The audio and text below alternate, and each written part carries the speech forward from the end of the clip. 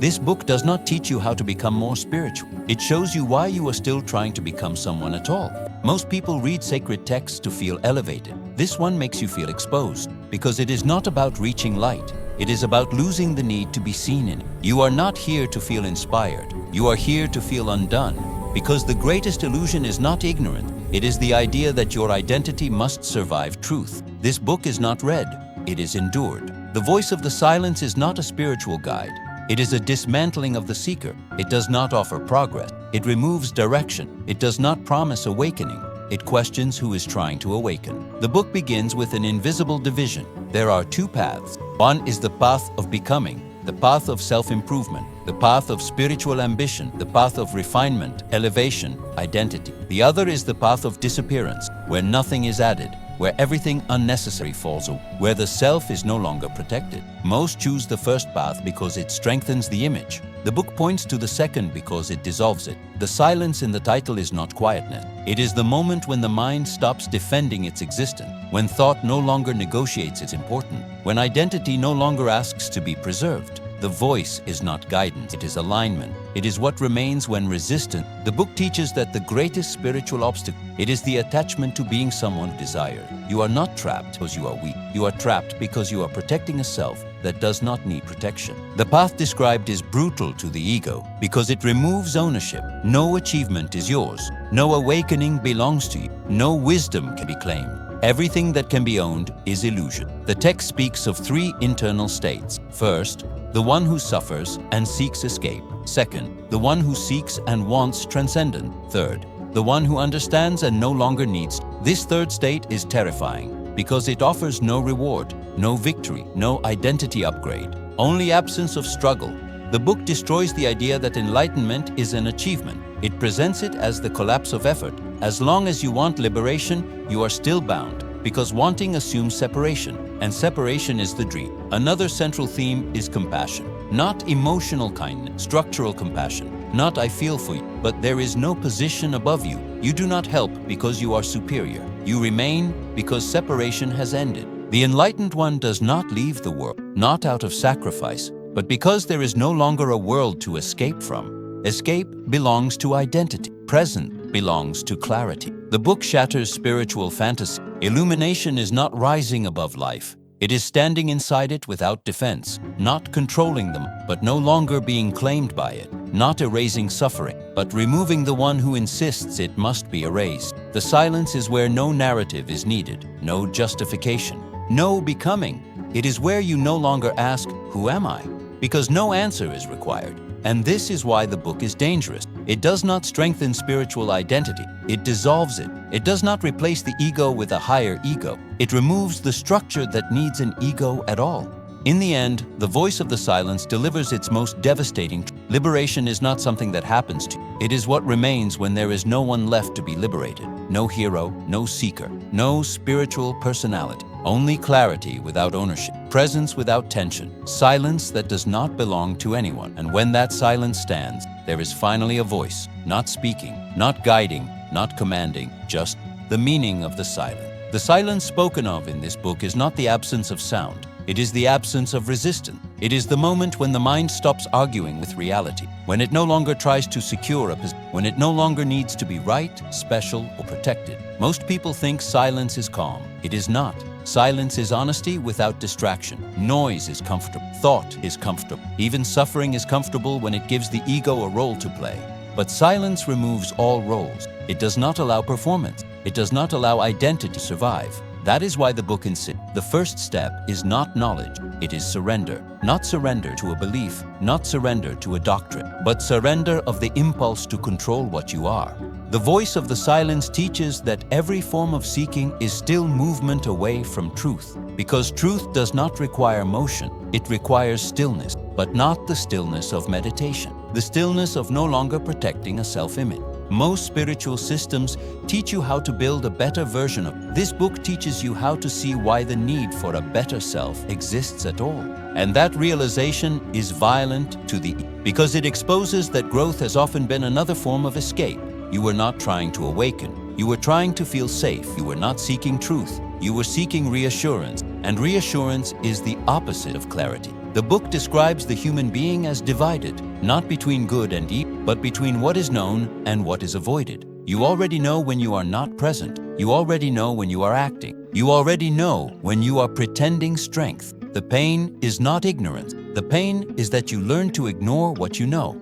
That is why the book does not teach you how to find the voice. It shows you why you stopped listening. You stopped listening because listening dismantles comfort. It dismantles identity. It dismantles the story you built to survive. The silence is not empty. It is full of everything you postponed, every emotion you learned to manage instead of, every truth you learned to soften instead of face, every intuition you learned to doubt because it did not fit your role. The book teaches that the mind is not the enemy, but identification with the mind is. The mind is a tool, but when it becomes your identity, you disappear behind it. You become a function, a reaction, a pattern, and patterns feel safe, even when they are painful. The voice of the silence does not ask you to destroy the mind. It asks you to stop being owned by it. Because the mind seeks continuity. It wants tomorrow to look like yesterday. It wants the self to remain intact. But truth does not negotiate with continuity. Truth ends what is false. And that ending feels like death to identity. That is why the book speaks of renunciation, not renunciation of life. Renunciation of false centrality. You do not disappear.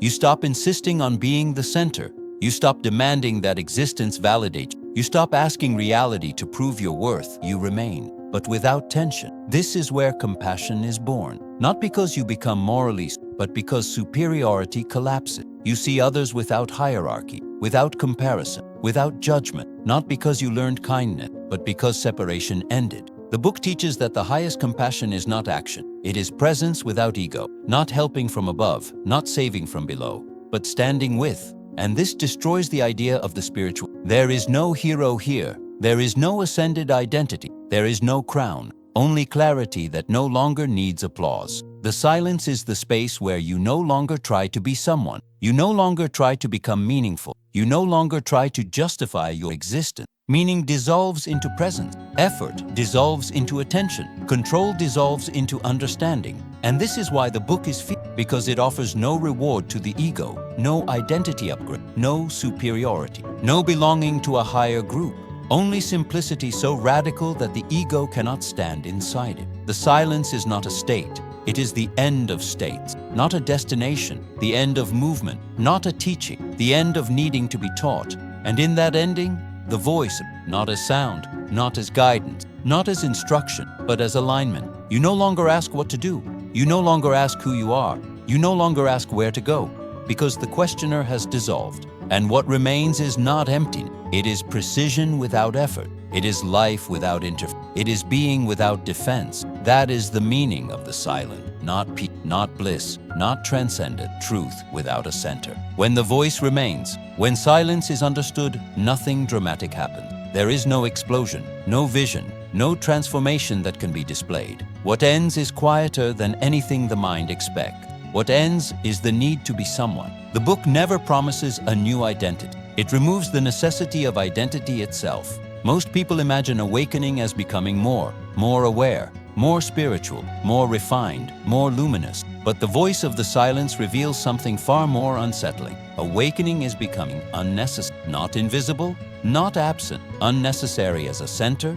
You still live, you still speak, you still act, but none of it is anchored in self-protection. You no longer ask, what does this say about me? You no longer measure yourself through reaction. You no longer defend an image. And this is what freedom actually, not the ability to choose anything, but the absence of the one who must constantly. The book shows that the voice does not guide you forward. It stabilizes you inward. It is not instruction. It is alignment without narrative. You stop asking what is right, because you stop standing outside of what is happening. You stop asking who you are, because the need to define collapses. You stop seeking purpose, because purpose dissolves into presence. This is why the book feels severe. It offers no emotional compensation, no validation, no promise of fulfillment. It offers clarity that does not belong to anyone, and that clarity cannot be owned. The ego wants results, it wants progress, it wants reassurance that something was achieved, but silence gives no receipt. It leaves no story that can be told. You cannot say, I arrived, because arrival implies separation from what already is. The book is merciless towards spiritual ambition, because ambition is still identity disguised.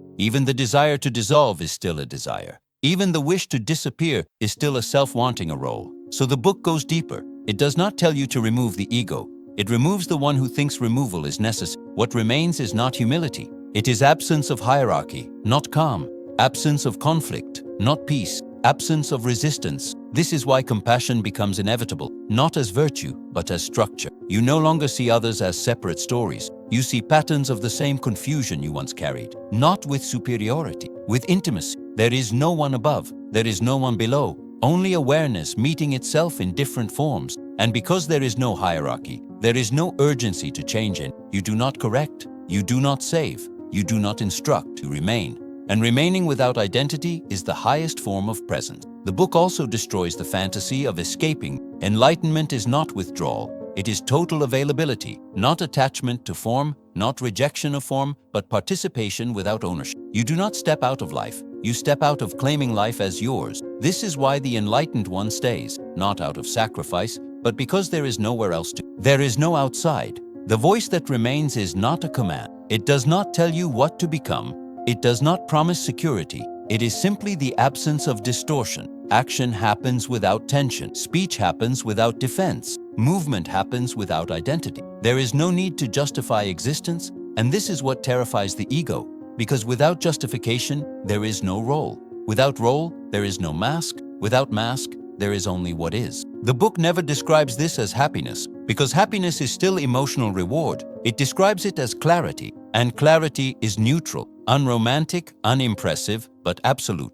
The final teaching of the voice of the silence is not spiritual, it is structural. You are not meant to become something. You are meant to stop insisting that something must become you. When the need to be central dissolves, when the urge to define ends, when the desire to be seen fades, what remains is not emptiness. It is life without friction. No observer, no observed, no seeker, no truth to find. Only being that does not need to announce it. That is the voice. Not speaking, not guiding, not comforting, simply existing without division. And that is why this book is dangerous, because it does not offer meaning. It removes the need for it. It does not give direction. It removes the one who is lost. It does not heal through. It heals through precision. Silence does not save you. It reveals that there was never anyone. And in that revelation, everything becomes simple, not lighter, not happier, but undeniable.